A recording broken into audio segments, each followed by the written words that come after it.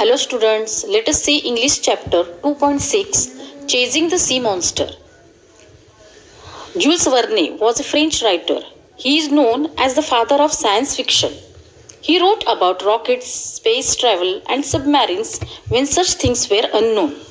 In this passage from this novel 20,000 Leagues Under the Sea, he describes how people on a ship think of the submarine as an animal and try to chase and hunt it. Let us see the story.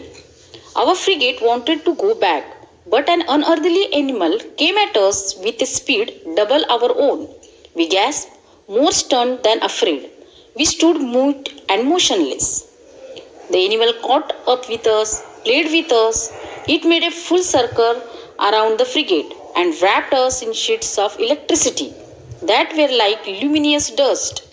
At any instant, it could have dashed against our ship. Meanwhile, I was surprised to see that our warship was playing, not fighting.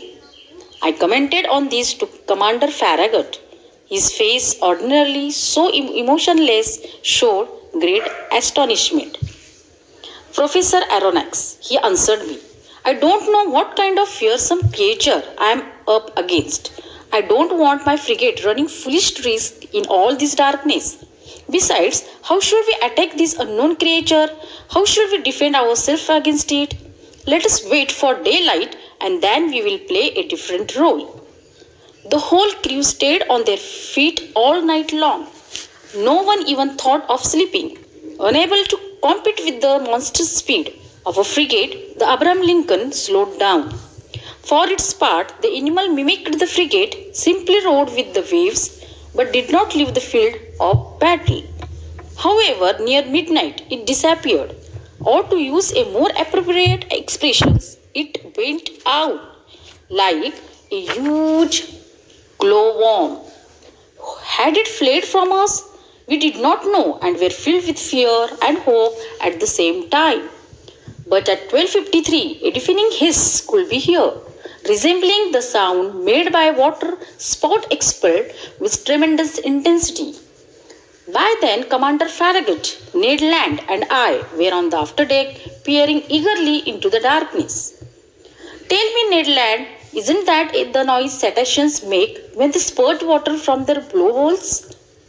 The very noise, sir, but these ones way louder. So there can be no mistake. There is definitely a whale lurking in our waters.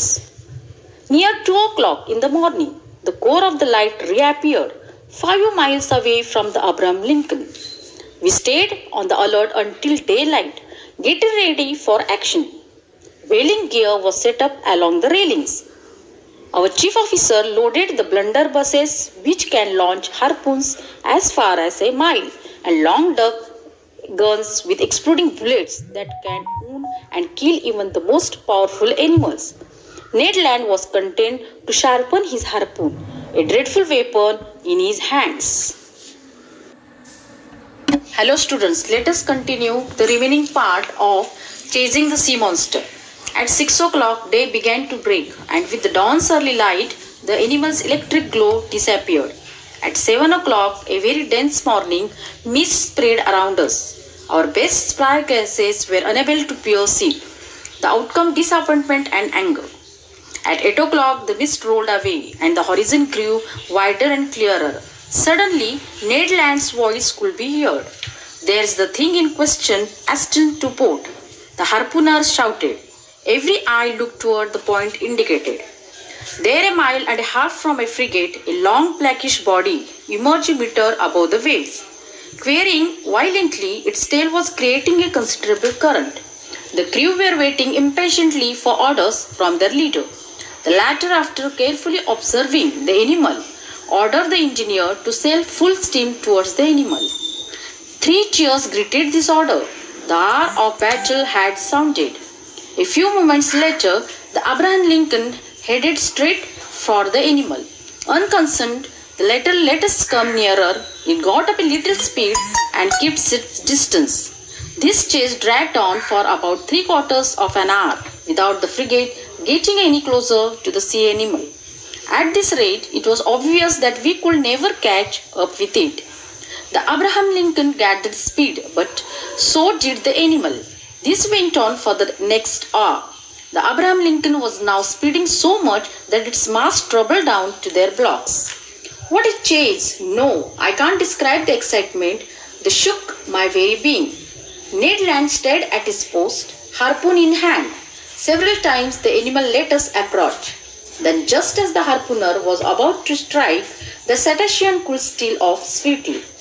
Commander Farragut then decided to use more direct methods. Bah, he said, so that animal is faster than the Abraham Lincoln. All right, mate, man the gun in the bow. Our forecastle cannon was immediately loaded and leveled. The canoe fired a shot, but his shell passed some feet above the cetacean, which stayed half a mile off. Over to somebody with better aim, the commander shouted, and $500 to the man who can't pierce that infernal beast. Calm of eye, cool of feature, and old greybeard gunner. I can see him to this day. Approached the cannon, put it in a position, and took aim for a good while. There was a mighty explosion mingled with cheers from the crew. The shell reached its target. It hit the animal, but bounced off its rounded surface and vanished into the sea 2 miles out. Oh, drat, said the old gunner in his anger. That monster must be covered with 6-inch armor plate. The hunt was on again. Hour after hour went by without the animal showing the least sign of weariness. However, it must be said that we too struggled on tirelessly. At 10:50 in the evening, that electric light reappeared 3 miles away from the frigate, just as clear and intense as the night before. The monster seemed motionless. Was it asleep perhaps, weary from its workday, just riding with the waves? This was our chance, and Commander Farragut decided to take full advantage of it. He gave his orders. The frigate approached without making a sound, stopped 2 cable lengths from the animal. A profound silence reigned over the deck. We were not 100 feet from the blazing core of light, whose glow grew stronger and dazzled the geese. Just then, leaning over the far coastal railing, I saw Ned Land below me, brandishing his dreadful harpoon. Barely 20 feet separated him from the motionless animal. All at once, his arm shot forward and the harpoon was launched. I heard the weapon making a ringing sound as if it had hit some hard substance. The electric light suddenly